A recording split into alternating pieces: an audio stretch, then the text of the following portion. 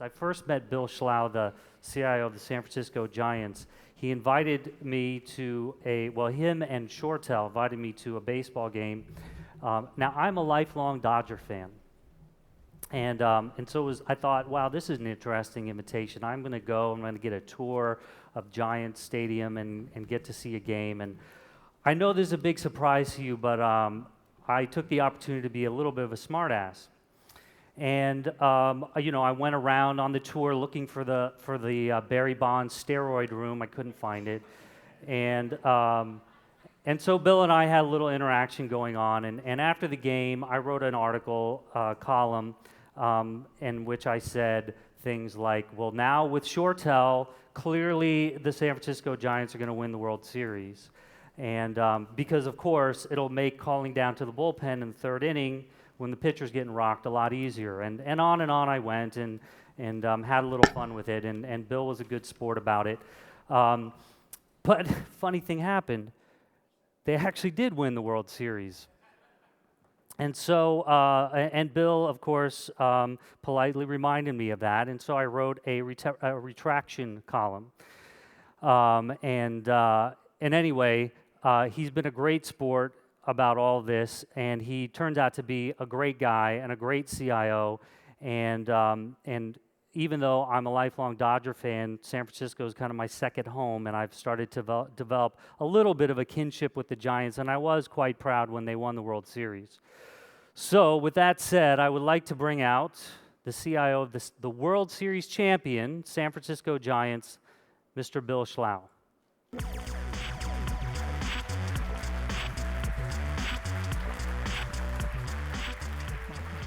I see you got a broom there. Thank you, Fritz. I was worried, actually, that you might bring this broom today. We just finished a 3-game series with his Dodgers, and they won the first 2. But I believe the score yesterday was 8-1.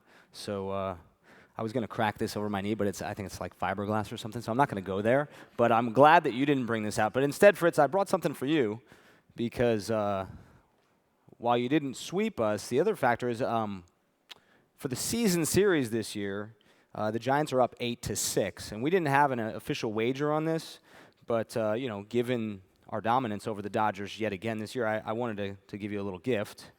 I know your hair's, you got the makeup and the hair thing going, so if you don't want to wear this, I know your father's also in the audience, and he's also a big Dodger fan, so either you or your dad, feel free to wear that. All right. All right. I'll try to wear this later. I'm going to throw it to him. You can wear it. Perfect. It's perfect. Speaking of things to wear, Fritz did, while he is a Dodger fan, he did take the opportunity to wear this, and I think post a shot of this on his Facebook page earlier today. I don't know if he put a cross through it or not, but it was a long time coming for us. It was over 50 years, 56 in fact, and we had never won a championship in San Francisco. So I thank Fritz for that article that he did, and for the positive vibes it sent the squad. So I want to know my audience before I start going here, and I realize that I am in the heart of enemy territory. So the lights are pretty bright. I can't quite see, but just a quick survey of the audience. Any Dodger fans in the audience? Hands up. Or clap, I guess.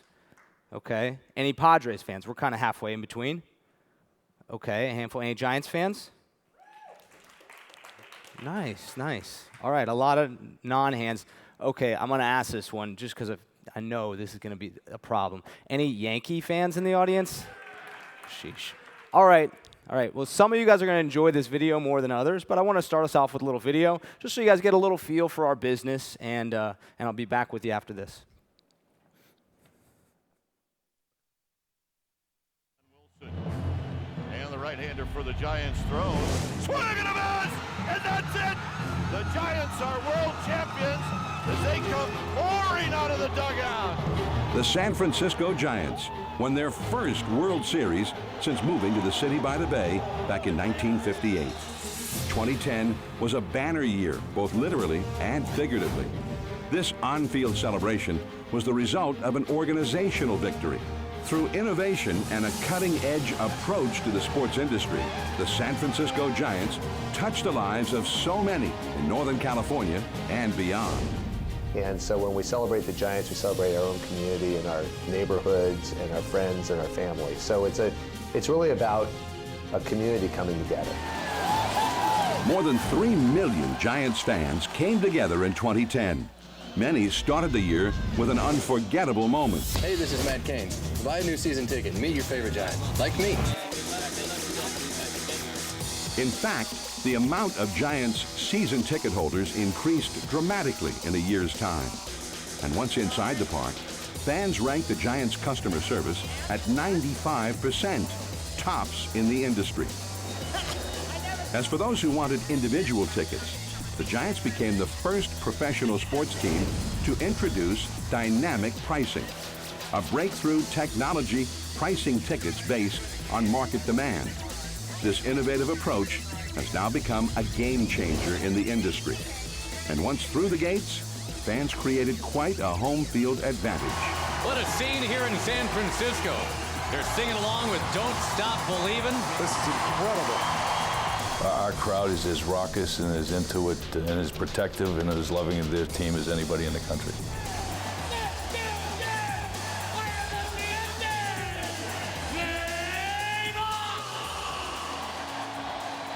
Fans and celebrities were both right in the middle as orange and black gripped the city. The Giants couldn't keep this merchandise in their club-owned retail stores. Is your life stuck in a rut? Well, the Giants have exactly what you've been waiting for. Introducing the brand new Tim Lincecum Hair Wig. Game ratings on the Giants' partially owned regional sports network, Comcast Sportsnet Bay Area, were at an all-time high in 2010. This is what it's all about. I mean, this is what you dream of, and I'm just living in the moment right now. The Giants' in-house production company continued to produce Inside the Clubhouse. This Emmy-nominated series was featured on the MLB network throughout the season. The Giants are the only club in Major League Baseball to have club-produced programs on the national network. It's September inside! Game on! For the second straight season, the Giants also had an internally produced, fan-centric ad campaign which became a rally call during the push to the playoffs. And these fans can't seem to get enough Giants content. They can watch replays and access scores and stats. Fans can also find their favorite food on their mobile device, courtesy of AT&T Park's digital dugout. With their Wi-Fi network in its 7th season, the Giants are recognized as the worldwide leader in enhancing the mobile experience for fans at AT&T Park. All right, let's tweet. The Giants have a savvy approach to social media as the team of Silicon Valley. With so many engaging personalities on the Giants roster, it became apparent that the approach to social media had to match the sophistication of the fan base. In 2010, the Giants held their first ever Tweet Up. This targeted Twitter special event was held to both generate Giants' social media buzz and to showcase the Giants' new premium space, Triples Alley. All right, everybody smile. Pitcher Matt Cain took part in this field dedication ceremony, enabling the junior Giants to play baseball in a free and non-competitive league serving over 17,000 boys and girls.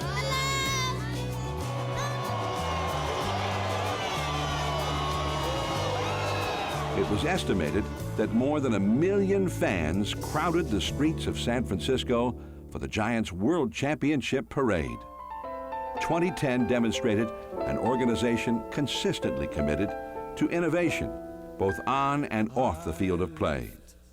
It was the culmination of a memorable year. In San Francisco.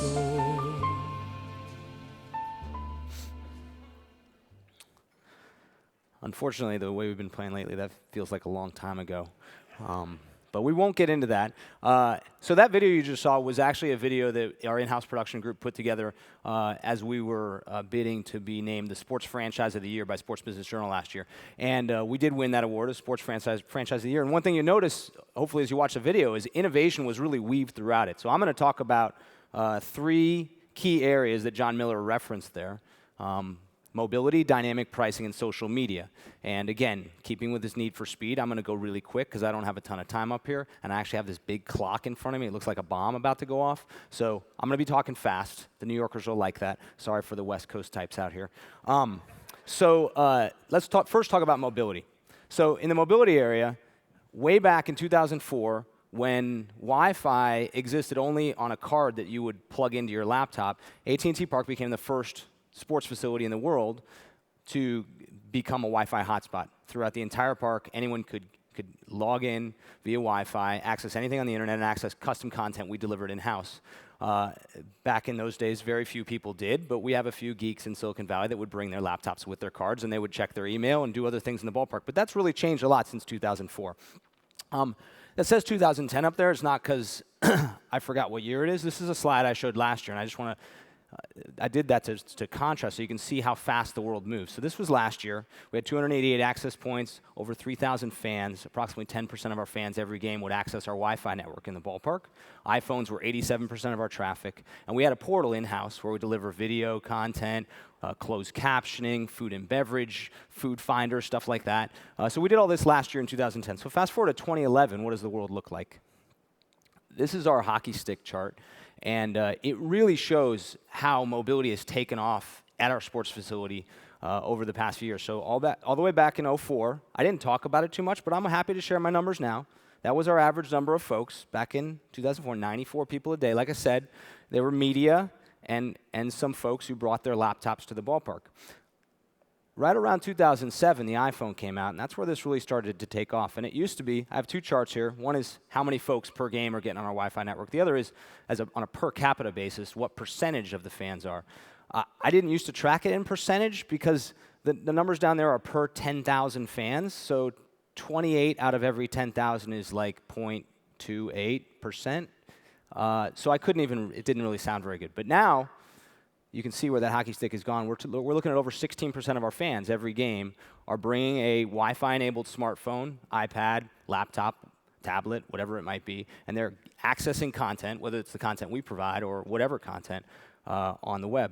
So Yankee fans out there, do you know what percentage of your fans are bringing iPads to the ballpark? Well, there might be a percentage, but they're actually being turned away at the gates for some reason. So the Yankees actually have a policy that prohibits iPads. Not to pick on the Yankees, although I love to pick on the Yankees. But here at AT&T Park in San Francisco, we encourage our fans to bring iPads because we feel like that's part of the experience. Our competition is not necessarily the Dodgers or the Padres. Our competition is the couch and the very compelling experience you can get at home by watching those replays over and over and on your big screen HD TV. So we want to allow people to bring the mobile device of their choice and expand their experience at the ballpark, whether it means they're tweeting, updating their Facebook page, capturing video, or watching another game. Opening day is always a challenge for us because it usually coincides with the Masters, and we want folks to be able to follow the Masters. So that's what we attempt to enable our fans to do. It's a challenge. It's a big challenge. Jointly with AT&T, we invest millions of dollars every season to make this happen. And we track the metrics very closely. Anyone who was at any of our games in the postseason last year tried to use your phone, you might have been a little bit challenged. I mean, we were completely overwhelmed. And during the postseason last year, we became the first facility ever to have more mobile traffic, sports facility ever, more mobile traffic uploaded than downloaded because everyone there at the ballpark was sharing that experience with the rest of the world. I'm going to show, this is the other chart that I look at regularly. So we got our Wi-Fi network. We also have a distributed antenna system, which supports our 3G service throughout the park, soon to be 4G, which we started construction on right now. But this is a happy chart from September 4th. Everything's green. I'm just giving you a flavor of our world. We look at every game. We look at 17 sectors of the ballpark and make sure that all of our fans can make a call out, voice access. They can send a text message. They don't get dropped calls with voice retention, and they can access data through the park. As long as all these numbers are above 98% on a game day in each and every sector of the park, I'm happy. It wasn't like that last year. It wasn't like that early this year, but we monitor this every day, and we continue to tweak that DAS network along with the Wi-Fi network. So mobility has become huge for us, and again, in keeping with this need for speed, our fans have a need, we feel, to access the internet while they're at the ballpark. I guess it's a God-given right these days, and we need to provide that to them. So mobility is a key theme for us. Dynamic pricing. So Ticket sales for baseball teams generally account for around half of revenues. It varies significantly, but it's a major focus for us from the technology side because it's where our revenues come from. In 2000, right around the time StubHub launched, the Giants launched a similar product called the Double Play Ticket Window, which allowed our fans to resell their tickets. Now, fast forward 10, 11 years, we're taking the next step into the world of dynamic pricing, and I just want to give you guys a quick look at what ticket pricing looks like in baseball. So I'm going to show you 3 examples. Not to single anybody out, but I'm going to show the one-size-fits-all model, which I call the past. I'll show the Padres prices. I'm going to show variable pricing, which is the present, Dodgers prices.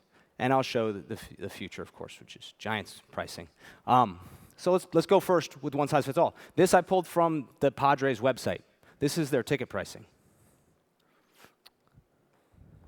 It does say it excludes opening day.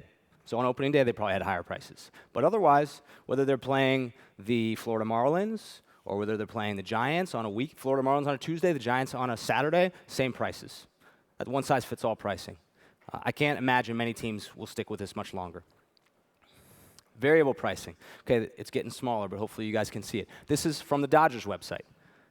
They have variable pricing. They have a season price, a mini plan price, and an advanced price, and actually this is Sunday through Thursday pricing, so they have different pricing for the weekend. So it's variable. It's good, but still, they're leaving money on the table because the true market demand and pricing for these tickets is far more variable than what you see up there. So this is what the Giants have done, and this is our 3rd season of it. Again, the numbers got even smaller for you, so sorry about that. But just to give you a quick contrast, if you take a look at the Dodgers games from this weekend versus the Padres games coming up, and you can take a look at the left field view reserve is one area I like to look at there. The Padres ticket tonight is $8 in that section. That's what the market demands. Our ballpark will sell out tonight. We've sold out every game. But it'll sell out at a price of $8. The Dodgers ticket yesterday was $53 in that same location. That's what the market demands. And so with dynamic pricing, we have the freedom to go wherever the market goes with those prices. So we're right there with StubHub, right there with eBay, Craigslist, which you see out there. So it has given us a ton of freedom, and it's allowed us to really capitalize, put butts in seats, which you couldn't do otherwise. The Padres can't drop that ticket to $8. We can, and we can get folks out there who are price sensitive. Padres also can't take it up to $53, which we can do. So for us, in terms of the impact on the bottom line, 7%. It's driven 7% for us in ticket revenues on about $100 million or a little more than that in ticket revenues, which is a huge number. And note that about half of our tickets are season tickets. Those weren't dynamically priced, so those weren't affected by this. So really, at 7% becomes 14% on the half that it impacted. Okay, the last thing I want to touch on that John Miller referenced in that video is social media. And again, sorry for going quick, but I got a lot I want to cover. So social media is huge for us, and it gets to that speed thing because we can communicate so much quicker through viral means, whether it's Twitter or Facebook or YouTube or whatever it might be, getting the message out quickly to build our brand or to drive excitement around our product. And really, it started for us, I'm gonna focus on YouTube. It started for us in 2009 when we were trying to get Pablo Sandoval elected to the All-Star game over Shane Victorino. Victorino won, but we posted a video on YouTube that went viral, and it got 44,000 views. We thought that was a lot in 2009. 2010, during the playoffs, a gentleman named Ashkan posted a video, and some of you guys who are Giants fans may have seen it, called Don't Stop Believin'. He got 1 million views in a week and really galvanized the city. And Ashkan's driving around the ballpark singing his song. He had a float in our parade. So this year at spring training, we decided to follow Ashkan's lead. And here's a shot of Ashkan if you see him around San Francisco. Launched his music career from this. But we got the idea of following Ashkan's lead and working with a gentleman named Keenan Cahill. He's a 15-year-old kid who will never grow beyond the size of an 8-year-old because of a disease, a rare genetic disease that he has. And I want to kind of close here with a video we put together with Keenan Cahill.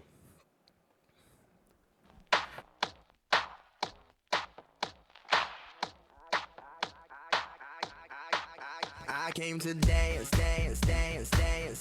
I hit the floor 'cause that's my plans. Giants. I'm wearing all my favorite brands. Give me some space for both my hands. Yeah, cause it goes on and on and on. And it goes on and on and on. Yeah, I throw my hands up in the air sometimes, saying, ayo, gotta let go. I wanna celebrate and live my life, saying, ayo, baby, let's go. Cause we gon' rock this club, we gon' go all night. We gon' light it up like it's dynamite. Cause I told you once, now I told you twice. We gon' light it up like it's dynamite. I came to move. Get out the way of me and my crew. I'm in the club, so I'm gonna do just what the folk came here to do. Yeah, cause it goes on and on and on.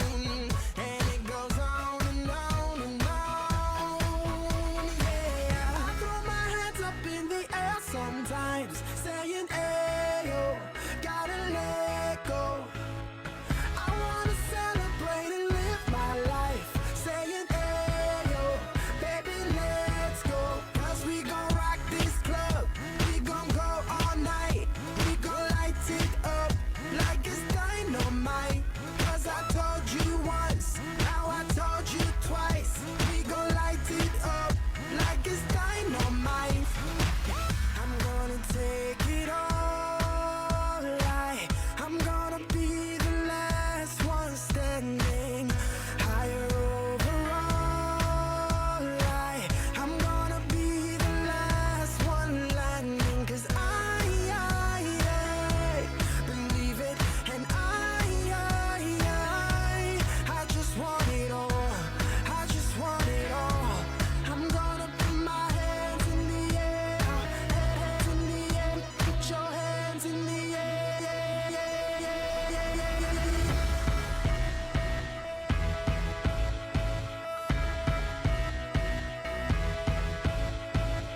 I throw my hands up in the air sometimes, saying, ayo, gotta let go.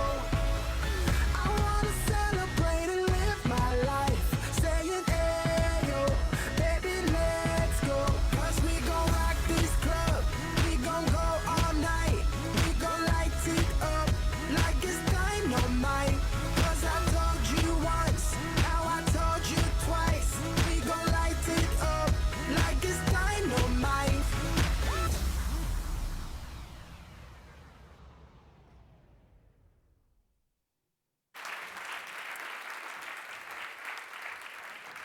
Keenan Cahill, as a result of that video, which just closed right there, we raised thousands of dollars to help fight the disease that he has, which is incurable, strikes 1 out of every 25,000 folks. And we also sold thousands of tickets for our ballpark. So Keenan Cahill did not let that disease slow him down. And these were just 3 examples of how the Giants have leveraged technology to help drive our success on and off the field. So thanks for your time. Awesome. Thank you. Great job.